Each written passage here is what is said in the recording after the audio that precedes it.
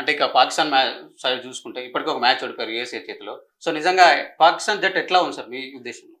పాకిస్తాన్ జట్టు బాగానే ఉంది కానీ వాళ్ళు ఏంటంటే ఒకరోజు చాలా దారుణంగా ఆడతారు, మరొక రోజు వాళ్ళు అద్భుతంగా ఆడే పరిస్థితి ఉంటుంది. సో చాలా అన్ప్రెడిక్టబుల్ టీం.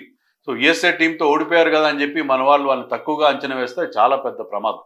ఎందుకంటే వాళ్ళు ఇదే టీం మళ్ళీ మన మీద బ్రహ్మాండమైన పర్ఫార్మెన్స్ ఇచ్చే అవకాశం ఉంది. ముఖ్యంగా మనం కూడా చూస్తాం ఏంటంటే వాళ్ళు వేరే టీమ్స్తో ఆడినప్పుడు ఒక రకంగా ఆడతారు, ఇండియాతో ఆడినప్పుడు వాళ్ళకి ఏదో పూనకం వచ్చినట్టుగా ఆడతారు. చాలా స్పెషల్ వాళ్ళ బెస్ట్ గేమ్ని వాళ్ళు తీసుకొస్తారు బయటికి.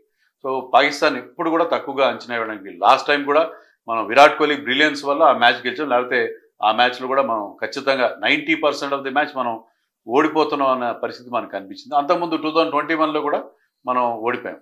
వన్డే వరల్డ్ కప్లో మనకి అన్బీటన్ రికార్డు ఉంది పాకిస్తాన్ మీద, కానీ T20 వరల్డ్ కప్లో మనం గతంలో కూడా ఒకసారి వీళ్ళ చేతిలో ఓడిపోయిన పరిస్థితి ఉంది. అవును. అంటే ఇప్పుడు బాబర్ గతంలో మంచి విజయాలు అందించారు పాకిస్తాన్, మళ్ళీ ఇప్పుడు కెప్టెన్ అయ్యారు. సో ఎట్లా ఉండబోతుంది సార్? అంటే ఆయన వచ్చిన తర్వాత ఎలాంటి చేంజెస్ కనిపిస్తున్నాయి సార్ పాకిస్తాన్ జట్లో? నా దృష్టిలో any captain is as good as team బట్టే ఉంటుంది. బాబర్ మంచి లీడర్, మంచి బాగా లీడ్ చేస్తారు, కానీ టీంలో కొంచెం ఇబ్బందులు ఉన్నట్టుగా ఉన్నాయి. ఎందుకంటే షాహిన్ షా అఫ్రీదీని ఇంతకుముందు క్యాప్టెన్ చేసి మళ్ళీ అతన్ని ఒక సిరీస్ తర్వాత తీసేశారు. అతను కూడా అన్హ్యాపీగా ఉన్నట్టుగా మనకి వార్తలు వస్తున్నాయి. సో బాబర్కి ఆ ఛాలెంజ్ ఎప్పుడు ఉంటుంది. ఈ టీం ముఖ్యంగా వాళ్ళ బ్యాటింగ్ అంత గొప్పగా లేదు.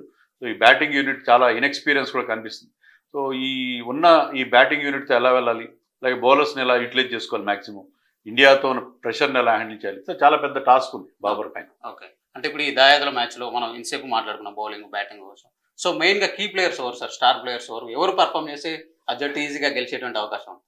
ఇండియా టీం నుంచి విరాట్ కోహ్లీ అండ్ జస్ప్రీత్ బుమ్రా ఇద్దరి మీద ఆధారపడుతుంది.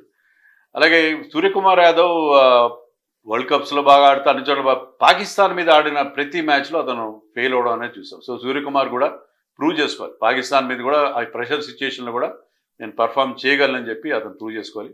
సో అది ఒక ఛాలెంజ్ అతనికి ఉంది. అలాగే రిషబ్ పంత్ కూడా రీఎంట్రీ చాలా అద్భుతంగా 1.5 year ఆల్మోస్ట్ అతనికి సెకండ్ లైఫ్ లాంటి పునర్జన్మ లాంటి పీరియడ్ ఇది. సో చాలా బాగా కంబ్యాక్ అయ్యాడు, ఫిట్గా కనిపిస్తున్నాడు, తర్వాత కీపింగ్ బాగా చేస్తున్నాడు, బ్యాటింగ్ బాగా చేస్తున్నాడు. సో రిషబ్ పంత్ కూడా చాలా కీలకమైన ప్లేయర్ అయ్యే అవకాశం. ఓకే. అంటే ఇది ఇండియా సైడ్. పాకిస్తాన్ సైడ్ చూసుకుంటే ఎవరున్నారు సార్ అంత స్టార్ ప్లేయర్ పర్ఫార్మెన్స్ ఎక్కువ? పాకిస్తాన్లో వాళ్ళ బౌలర్సే చెప్తాను నేను. మహమ్మద్ అమీర్కి ఇండియా మీద చాలా మంచి రికార్డు, ముఖ్యంగా 2017 ఛాంపియన్స్ ట్రోఫీ ఫైనల్లో వరుసగా 3 వికెట్లు తీసి మన మీద చాలా ప్రెషర్ పెట్టాడు.